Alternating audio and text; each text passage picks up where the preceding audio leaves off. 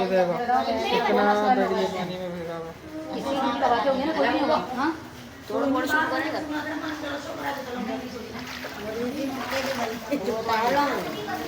सारे अंग्रेज ऐसे ही पानी में लेटे हैं।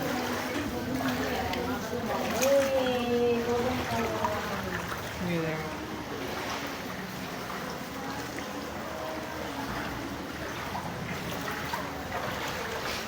सारे डॉक्टर वाले सब चले गए हैं।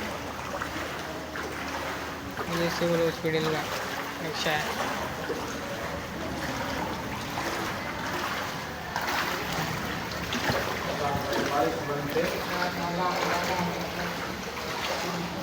ये देखो अंदर से कितना पानी निकल रहा है।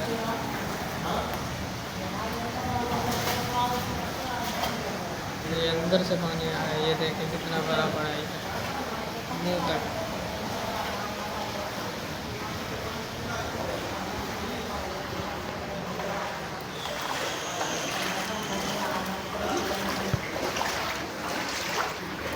इनको सिंध हॉस्पिटल वालों को इतनी शर्म नहीं आती कि मरीज भी लेटे हुए हैं, वो भी पानी के अंदर। हुकूमत पता नहीं छक मार रही है अपनी।